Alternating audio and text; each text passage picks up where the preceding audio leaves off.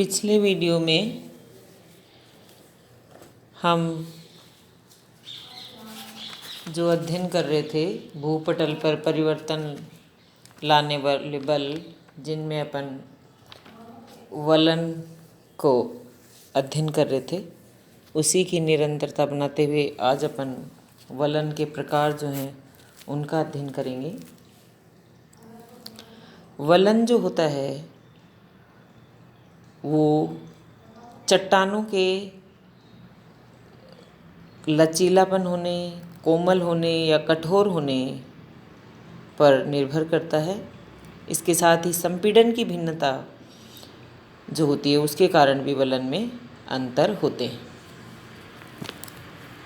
जैसे चट्टान कोमल है या लचीली है तो वलन अधिक होगा, अगर चट्टान कठोर है तो वलन साधारण होगा। सामान्य जो वलन होता है उसमें दोनों भुजाओं के झुकाव बराबर होते हैं। वलन के जो प्रकार हैं वो हैं सममित वलन, असममित वलन, एक दिग्नत वलन, समनत वलन, परिवलित वलन, प्रतिवलन, अवनमन वलन, पंखा वलन, खुला वलन, बंद वलन आदि हैं। यहाँ जो डायग्राम आप देख रहे हो इसमें नंबरिंग डली हुई 1 2 3 4 5। 1 जो है सममित वलन, 2 जो है असममित वलन, 3 है जो एक दिग्नत वलन, चौथा समनत वलन और फिर परिवलित वलन। सममित वलन नाम से ही अपन को स्पष्ट हो रहा है कि इसमें समानता, साधारण प्रकार का जो वलन होता है उसको सममित वलन कहते हैं। सममित वलन की दोनों भुजाओं का झुकाव बराबर होता है। असममित वलन यानी दोनों भुजाओं में असमानता होती है। एक भुजा साधारण झुकाव वाली होती है जिसका ढाल ज़्यादा नहीं होता, जबकि दूसरी भुजा छोटी होती है और इसका झुकाव अधिक होता है। फिर आता है एक दिग्नत वलन।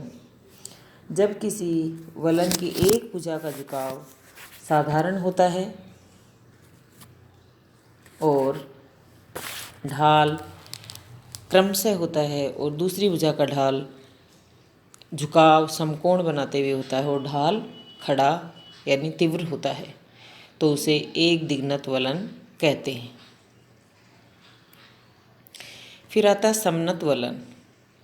दोनों दिशाओं से क्षैतिज संचलन के कारण, समान संपीड़न के कारण वलन की दोनों भुजाएं समान रूप से झुक जाती हैं और दोनों एक दूसरे के इतने करीब आ जाती हैं कि दोनों भुजाएं समानांतर हो जाती हैं, जो कि आप 4 जो नंबर डला उसमें देख भी पा रहे हो। लेकिन वलन की भुजाएं समानांतर होती हैं परंतु क्षैतिज दिशा में नहीं होती हैं समनत वलन में। फिर आता परिवलित वलन। जब क्षैतिज संचलन अधिक तीव्र होता है तो अत्यधिक संपीड़न के कारण इतना अधिक वलन हो जाता है कि वलन की दोनों भुजाएं परस्पर समानांतर होती हुई क्षैतिज दिशा में हो जाती हैं, जबकि समनत वलन में क्षैतिज दिशा में नहीं होती हैं। भुजाएं समानांतर जरूर होती हैं लेकिन क्षैतिज दिशा में नहीं होती हैं और परिवलित में क्षैतिज दिशा में होती हैं। फिर आता है प्रतिवलन।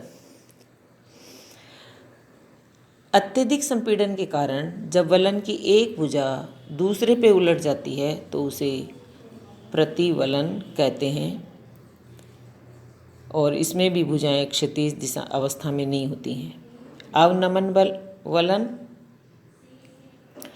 जब किसी वलन की अक्ष क्षैतिज तल के समानांतर न होकर उसके साथ कोण बनाती है तो उसे अवनमन वलन कहते हैं। पंखा वलन, जो कि अपन पिछले वीडियो में समभिन्नति और समपन्नति पढ़ रहे थे, उस समय भी हमने देखा था कि जब एक बड़े वलन की वृहद अपनति तथा अभिनति में कई छोटी छोटी अपनतियाँ मिलती हैं तो उस वलन को पंखा वलन कहते हैं। और इनकी आकृति एक पंखे से मिलती है, अतः इन्हें पंखावलन कहते हैं। फिर आता है खुला वलन। जब किसी वलन की दो भुजाओं के बीच का कोण 90 डिग्री से अधिक होता है तो उसे खुला वलन कहते हैं। बंद वलन में जब किसी वलन की दो भुजाओं के बीच का कोण न्यून कोण होता है तो उसे बंद वलन कहते हैं। चित्र में भी आप देख पा रहे हो, खुला वलन जब दोनों भुजाओं के बीच का कोण 90 डिग्री से अधिक और 180 डिग्री से कम होता है। बंद वलन दोनों भुजाओं के बीच का कोण न्यून कोण होता है तो उसे बंद वलन कहते हैं। फिर आता है आपका ग्रीवाखंड या नापे। ये क्या होता है? ग्रीवाखंड या नापे तीव्र क्षैतिज संचलन तथा संपीड़न के कारण होता है। परिवलन मोडों में दोनों भुजाएं क्या होती हैं? समानांतर होती हैं और क्षैतिज होती हैं।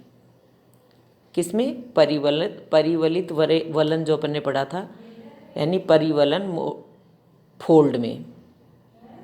जब संपीड़न अधिक होने लगता है तो परिवलन मोड का एक खंड खिसक कर दूसरे खंड पर चढ़ जाता है। इस क्रिया को उत्क्रम कहते हैं। जिस तल के सहारे उत्क्रम होता है उसे उत्क्रम तल कहते हैं। उत्क्रम के कारण ऊपर उठे हुए भाग को बाह्य उत्क्रम वलन कहते हैं। जब संपीड़न अधिक तीव्र हो जाता है तो वलन की भुजा इतनी अधिक मुड़ जाती है कि वह वलन के अक्ष पर टूट जाती है तथा निचली परतें ऊपर की ओर आ जाती हैं। इस तरह वलन की संरचना जो होती है वो उल्टी हो जाती है। अक्षैतिज संचलन तथा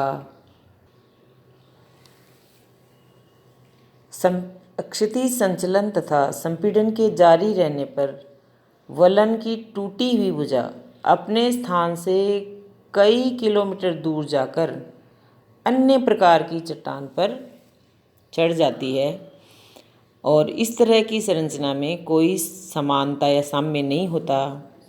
जब वलन की भुजा उपयुक्त दशाओं में टूटकर दूसरे स्थान पर चली जाती है तो उसे ग्रीवाखंड कहते हैं।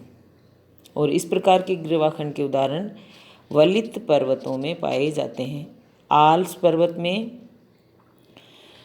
ग्रीवाखंड का क्रमबद्ध रूप से अध्ययन किया गया है और यहाँ पर 4 प्रमुख ग्रीवाखंड का विशेष अध्ययन किया जा चुका है।